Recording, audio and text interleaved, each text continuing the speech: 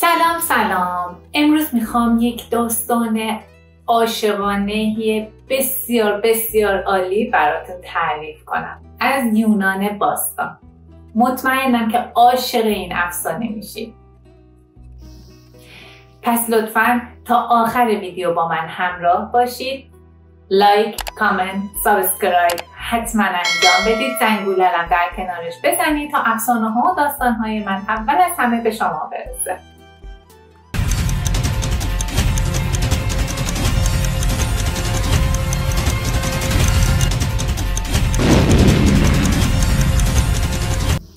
احتیاجی به گفتن نیست، اما مثل همیشه میگم من لنام. خیلی خوش اومدید به کانال من. بدون معطلی وقت بریم سراغ افسانه‌مون. افسانه امروز ما در مورد اروس و پیسک است. اولش یه توضیح کوچولی درباره کلمه پیسکه بدم که میگن کلمه پیسکه به معنی روح و روان در انگلیسی منشأ و ریشه کلمه پیسکولوژی در روانشناس ذکر شده. ولی خیلی بعضی وقتا دقت میکنم خیلی وقتا بیشتر کلمه هایی که امروزی ما ازشون استفاده میکنیم ریشهشون به یونان باستان برمیگرده و خیلی از افسانه ها هستن که طبق اونا ریشه کلمات امروزی هستن. خیلی جالبه، یعنی واقعا تو یونان باستان چه اتفاقایی افتاده. خب بدون معطلی بریم سراغ افسانه. طبق افسانه ها در یکی از شهرهای یونان باستان پادشاهی به اسم میلتوس با 3 دخترش زندگی میکرد. دختر کوچیکش پیسکه بود. پیسکه بسیار زیبا بود. دختر خیلی قشنگی بود و به خاطر زیبایی بیش از حد پیسکه آفرودیت خدا و الهه زیبایی بهش حسادت میکنه. به خاطر همین به دنبال طلسم کردنش برمیاد. از پسرش اروس میخواد که پیسکه رو طلسم کنه تا با زشت‌ترین و هیولایی ترین چهره ممکنه ازدواج کنه. اروس هم به دنبال اطاعت از امر مادرش این کارو میکنه، به شهر میره، ولی بعد از دیدن پیسکه یک دل نه 100 دل عاشقش میشه و محو و مبهوت زیبایی این دختر میشه. بنابراین نمیتونه این کارو بکنه و دختر رو طلسم کنه. مدتی میگذره، خواهرای بزرگتر پیسکه ازدواج میکنن، ولی هر مردی که برای خواستگاری پیسکه میاد و عاشق پیسکه میشه، پیسکه بهش جواب رد میده. اینقدر این امر تکرار میشه که پدرش نگران میشه از آینده دخترش. به خاطر همین نزد کشیش شهر میره و ازش درخواست میکنه که یه دعایی بکنه یا یه راه حلی پیش پاش بذاره که پیسکه رو شوهر بدن. کشیش هم دعا میخونه و میگه تنها راه ازدواج پیسکه اینه که اون رو تنها به بالاترین نقطه صخره خارج از شهر ببرید و اونجا رهاش کنید. اونجا یک آدمی با چهره خیلی زشت میاد و باهاش ازدواج میکنه.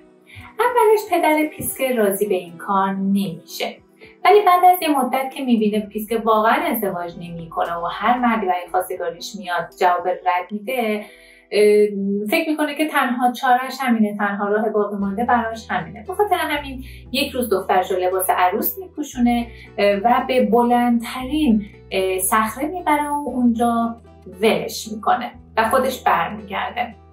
پیسکه از این موضوع خیلی ناراحت و افسرده میشه، به خاطر همین تصمیم به خودکشی میگیره و وقتی که خودش رو از صخره پرت میکنه، به محض پرتاب کردن خودش از صخره به پایین، باد غربی به اسم باد زفیر میاد و اون رو در آغوش میگیره و با خودش میبره تا توی یک قلعه به زمین میذاره. ولی همه این اتفاقات، همه این حوادث و پیشنهاد کشیش و باد زفیر و همه این اتفاق برنامه‌های اروس بود. یعنی اروس تمام این برنامه‌ریزی ها رو انجام داده بود برای اینکه پیسکه رو به دست بیاره و باهاش ازدواج کنه بدون اینکه کسی بفهمه که اون کیه. اروس از خانواده خدایان بوده و بنابراین 2 بال خیلی بزرگ و قشنگ هم پشتش داشته. وقتی که باد زفیر پیسکه رو به قلعه میبره، اروس چهره خودش رو میپوشونه و نزد پیسکه میره و عشقش رو به اون ابراز میکنه و اونقدر با پیسکه مهربون برخورد میکنه و عاشقانه رفتار میکنه که بعد از یه مدتی پیسکه هم عاشق اون میشه و این 2 میخوان با هم ازدواج کنن. ولی تنها شرط اروس برای ازدواج با پیسکه اینه که تو هرگز نباید چهره واقعی من رو ببینی. قلعه‌ای که ما توش هستیم طلسم پنهان شده و منبع این طلسم هم ندیدن منه. یعنی تا زمانی که تو چهره من رو نبینی، این قلعه از چشم همه انسان‌ها و خدایان پنهان خواهد بود. و از اونجایی که آفرودیت مادر اروس از پیسکه به خاطر زیبایی بیش از حدش متنفر بود، بنابراین اروس طلسمی کرده بود که هیچ کس اون قلعه رو نبینه و متوجه اون نشه. به هر حال پیسکه قبول میکنه چون عاشق اروس شده بود، اروس باهاش خیلی مهربون بود، رابطه عاشقانه خیلی قوی داشتن. قبول میکنه. یه مدتی میگذره و پیسکه باردار میشه. وقتی که باردار میشه و زندگی اونقدر آرومی داره، اونقدر احساس خوشبختی میکنه، تصمیم میگیره که به خانواده‌اش نامه بنویسه و اونا رو تو جریان سلامتی خودش و خوشبختی خودش و بارداریش قرار بده. پیسکه نامه مینویسه به خانواده‌اش و خواهر بزرگ پیسکه ازش میخواد که زمینه ای رو فراهم کنه که اون به دیدن پیسکه بیاد و اون رو ببینه. پیسکه هم همون مراحلی رو که تنها چاره‌ای که راه ورود به قلعه است، یعنی خودش رو از صخره بندازه و باد زفیر اون رو بیاره و در قلعه بذاره و بهش یاد میده. خواهر بزرگترش این کار رو میکنه، به قلعه میاد و بعد از دیدن خوشبختی پیسکه، آرامشش پیسکه و رابطه عاشقانه و بچه دار شدن و همه چیزایی که واقعا محشر بود حسادت میکنه و این خوشبختی بیش از حد پیسکه حسادت خواهرش رو برمیانگیزه. بنابراین خواهرش توطئه میکنه و اونقدر زیر پای پیسکه میشینه و اونقدر اون رو شستشوی مغزی میده که تو چطور میتونی با مردی که حتی چهرش رو ندیدی زندگی کنی، چطور میتونی عاشق مردی بشی که حتی قیافش رو ندیدی، چطور میتونی بچه‌ای از مردی به دنیا بیاری که اصلا نمیشناسیش، شاید اون یک هیولا باشه، شاید دیو صفت باشه، چطور میتونی بچت رو در کنار یه همچین مردی بزرگ کنی و اونقدر از این چیزای شبهه برانگیز زیر گوش پیسکه میخونه که پیسکه ته دلش 2 دل میشه و شک و شبهه‌ای در رابطه با اروس تو وجودش کاشته میشه. یک شب که اروس به دیدن پیسکه میاد و اینجا داخل پرانتز بگم اروس فقط شبا به دیدن پیسکه میومد برای اینکه چهرهش مشخص نشه و پیسکه نتونه چهره واقعی اون رو ببینه، چون در نور آفتاب ممکن بود اشعه‌های طلایی خورشید به چهرهش بیفته و پیسکه چهره واقعی اون رو ببینه و چهره واقعی اروس واقعا زیبا بود. اروس واقعا جوان زیبایی بود، ولی به هر حال مجبور بود که چهرهش رو از پیسکه پنهان کنه.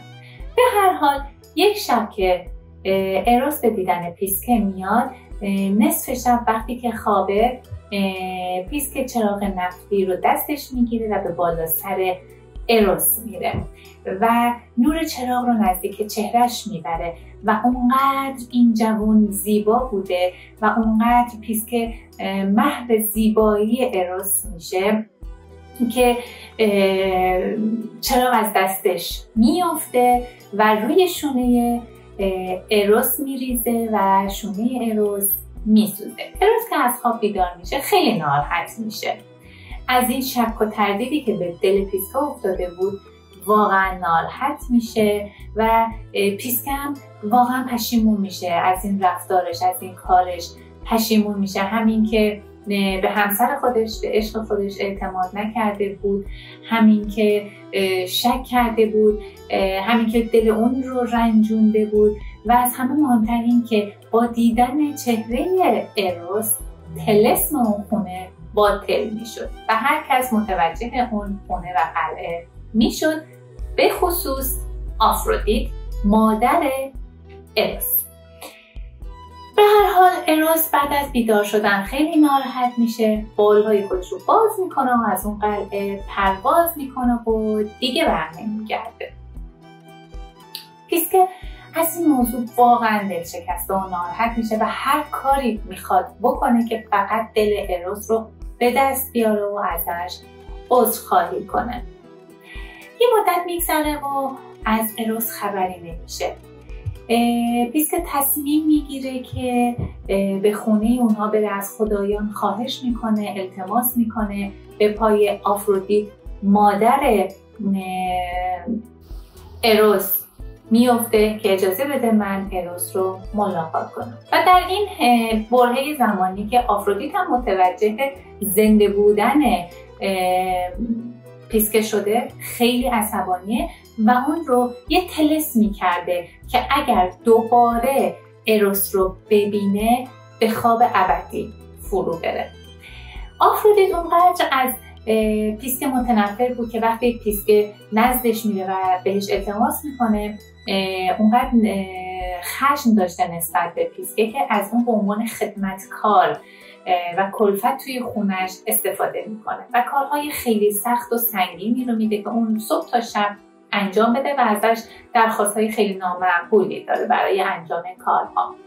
یه مدت میگذره، اروس متوجه این موضوع میشه و خیلی ناراحت میشه، از دست خودش ناراحت میشه، از دست مادرش ناراحت میشه و میره که پیسکه رو ببینه.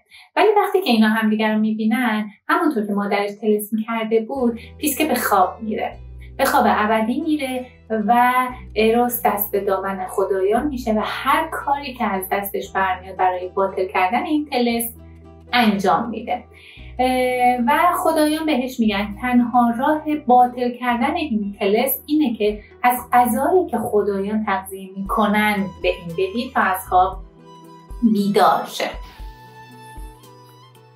اروس هم از غذای شهدی به اسم آمبروسیا، اگر درست تلفظ کرده باشم، از شهد آمبروسیا بهش میده، یعنی شهد و غذایی که فقط خدایان ازش استفاده میکنه، یعنی تنها غذای خدایان این شهده. از اون شهد به پیسکه میده، پیسکه از خواب بیدار میشه و چون از غذای خدایان خورده بود، خودش هم از یک موجود فانی تبدیل به موجود جاودانه و خدا میشه.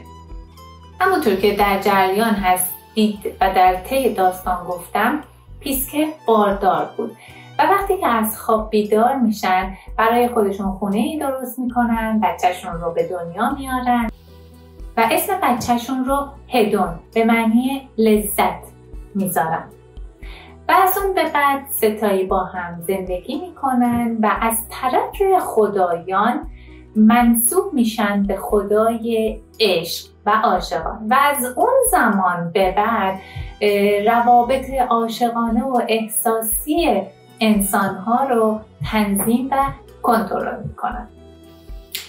این بود افسانه و داستان امروز ما. خیلی ازتون ممنونم که تا انتهای داستان با من همراه بودین.